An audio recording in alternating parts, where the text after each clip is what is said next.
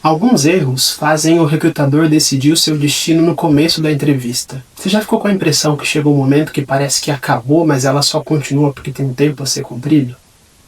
Isso é muito comum e eu vou te contar por que isso acontece. Prazer, meu nome é Everton Luiz, sou recrutador há mais de 10 anos, com passagem por empresas dos mais diversos portes, multinacionais e nacionais, ultimamente trabalhando com uma empresa de tecnologia. Tem alguns erros que os candidatos cometem que, como eu gosto de dizer, eles matam a entrevista logo no começo. E por incrível que pareça, são erros muito simples, mas que a grande maioria das pessoas peca em não se preparar para não cometer esses erros. Lembra que a ciência da entrevista de emprego, ou o jogo de xadrez, como eu gosto de dizer, ele não é complexo. Ele é relativamente simples. Depende muito mais de você do que do recrutador, inclusive. Como eu gosto de dizer, a gente, enquanto recrutador, espera que o candidato conduza a entrevista. E para mim o sucesso é quando o candidato conduz a entrevista. Quando ele traz as respostas que eu tenho como expectativa, quando ele consegue se comunicar de forma clara e principalmente estruturada. Vamos pensar o seguinte, enquanto recrutador, como eu já falei em outros vídeos, eu não estou levando em consideração só o seu currículo, mas eu olho para como você se comunica, para a coerência profissional, para a segurança comportamental, eu olho para muitos outros fatores, aderência, entre outros pontos. Mas tem algumas coisas que você pode falar na entrevista de emprego e elas vão acabar com as suas chances. Ou coisas que você não vai falar, inclusive. Vamos começar por uma muito simples e que para mim é muito ruim. Eu sempre gosto de começar minhas entrevistas perguntando, olha, Wellington, João, você já conhecia a nossa empresa, teve algum contato prévio? E a resposta que eu mais ouço é não. É a primeira vez que eu estou ouvindo falar sobre vocês, ou não. Antes da gente começar a entrevista, eu dei uma olhada rápida aqui no histórico da empresa. E vamos pensar o seguinte, você está comprando um carro, você não faz um planejamento prévio? Você não estuda o carro, o motor, taxa de manutenção, custo de manutenção? Por que para o emprego, que é algo extremamente mais importante, com resultados tão mais claros, você não se prepara minimamente pesquisando sobre a empresa? E aqui eu não estou falando que você precisa dominar o balanço da empresa, o preço das ações, mas é saber o básico, principais produtos, quem é o principal executivo, sabe assim, aquelas informações mais básicas. A grande maioria das pessoas que eu entrevisto não trazem nem isso. Então, vamos lá. Antes de qualquer entrevista de emprego, e de novo, se você chegou na entrevista de emprego, você já venceu algumas dezenas de candidatos pelo caminho, pesquise sobre a empresa. Essa é uma das coisas que todo recrutador tem expectativa que o candidato saiba, que ele conheça um pouco da empresa pela qual ele pretende trabalhar.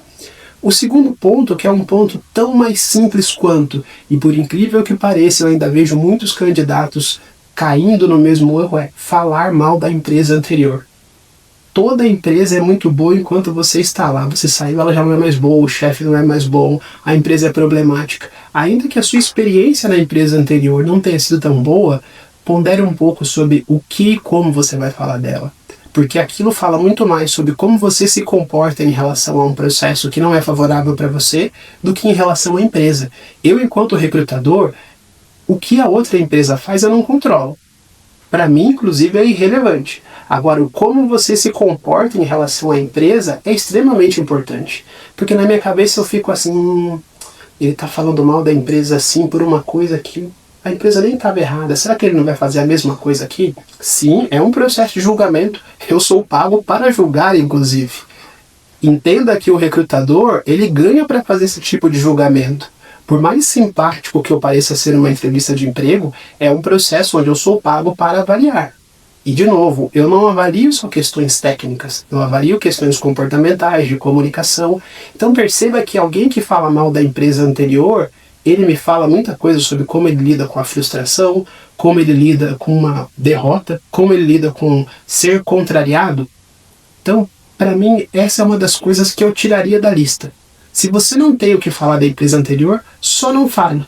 Fale sobre as atividades, fale sobre os resultados, seja blasé quando você vai falar da empresa, ou seja, sabe aquela coisa que você passa muito rapidamente, sem dar muitos detalhes? Não fale nem bem, não fale mal, fale só do que você faria. Eu acho bem mais coerente. Um outro ponto são respostas extremamente longas e vazias. O que eu estou falando aqui, tá? Então falamos lá de alguém que fala mal da empresa, que traz pontos totalmente incoerentes ali em relação ao processo, mas e a pessoa que fala e não fala nada? Sabe aquele famoso encher linguiça? É o que eu mais vejo também nas entrevistas. Você faz uma pergunta para o candidato que caberia ali um sim, não. Aí ele vem, não, porque segundo a teoria, e aí ele vai falando, e chega uma hora que você já nem sabe mais por que aquilo está sendo falado. Entenda que a entrevista é um processo onde você deveria dominar, que você deveria cobrir pontos que eu estou fazendo associação se você tem aderência ou não, mas as respostas têm que ser o mais exatas o possível. Percebe que eu preciso que você se comunique de forma clara, que você mostre aderência, que você mostre total coerência com aquela vaga, mas que você gaste pouco tempo para fazer isso. Eu já tive candidatos que a entrevista estava programada para 30 minutos e durou 1h20, porque a pessoa engatou a falar e eu falava e a pessoa não me deixava e ela ia. Você acha que essa pessoa foi aprovada? Não. Porque ali demonstrou que ela tem uma total falta de controle sobre o como e o quanto ela se comunica, ao ponto que no fim a pessoa falava assim, o que eu estou falando mesmo? Porque ela mesma se perdeu também. Então eu acho que é extremamente importante estar atento à profundidade das suas respostas. O quão natural e o quão exato você está sendo. Não é o quanto você fala, é o que você fala e a densidade que você dá para aquilo. Tem um jeito, e todo mundo sabe fazer isso, de comunicar a mesma coisa, dando a mesma profundidade de forma curta e de forma longa. Em uma entrevista, encontre o meio do caminho. Você vai sentir, inclusive, se o recrutador quer mais detalhes. Ou ele vai te perguntar, inclusive, tá? Eu, quando alguém me traz uma resposta e eu sinto falta de um ponto, eu vou e complemento. Eu peço, olha, tá, mas isso aqui em relação a isso aqui, ou nessa experiência, por que ela se diferencia dessa outra? É extremamente importante estar atento a isso. De novo, volume de informação dada não é qualidade de informação dada. É extremamente importante que você consiga trazer as respostas dentro do timing correto. Um último ponto que eu acho fundamental e tão básico quanto os outros, que eu ainda percebo e eu tenho percebido candidatos, inclusive, dos mais diferentes perfis, tá? Tanto de vagas de início de carreira, quanto de vagas executivas, incorrendo do mesmo erro de novo, de forma repetitiva, são aqueles candidatos que chegam para uma entrevista sem interesse.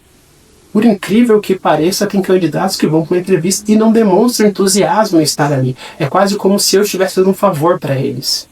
Eles lutam tanto para chegar na entrevista e vamos pensar o seguinte, ó, uma vaga em média tem 100 candidaturas. De 100, 6 ou 7 vão para a entrevista. E você chegou ali e não demonstrou interesse.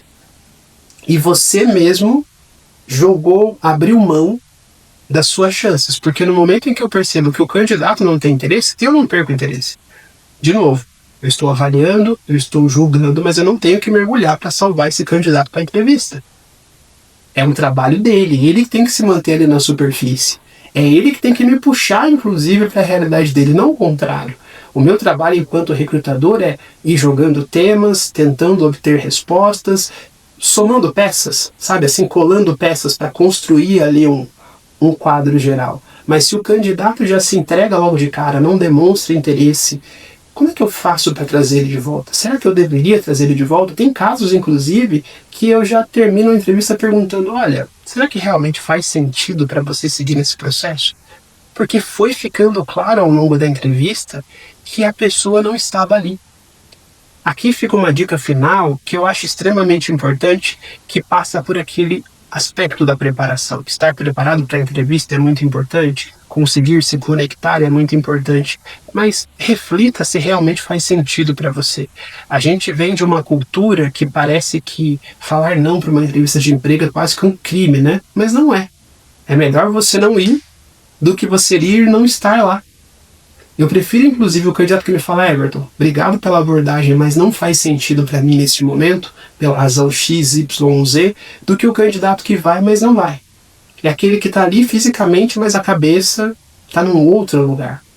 Mas, Everton, eu só quero sentir o mercado. Mas até para sentir o mercado tem estratégia. Porque sentir o mercado não é só você ir lá e avaliar como a pessoa te observa, como ela conversa com você. É ir pro game. É vida real, sabe assim? É performar bem na entrevista, até para entender que tipo de oferta fariam para você. Agora, falar que você vai só sentir mercado, dizer eu fui, o que você sentiu do mercado? O que de prático você extraiu dali? Qual foi o indicador? Não tem. Ou é vida real, ou não é. Então, demonstre interesse. Percebe que eu fui falando de erros que fazem um recrutador perder interesse por você, que são simples.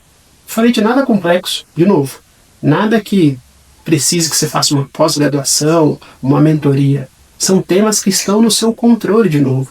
Se você quer continuar acompanhando e conhecendo temas simples que vão mudar o seu jogo na vida profissional, curte, compartilha, segue o meu canal, comenta aqui embaixo também suas dúvidas, suas contribuições, suas experiências, como é que tem sido isso na sua vida profissional. Me segue nas redes sociais e eu sempre vou deixar aqui embaixo o link de um outro vídeo que talvez se comunique com o conteúdo de hoje, tá certo? Um abraço e até mais.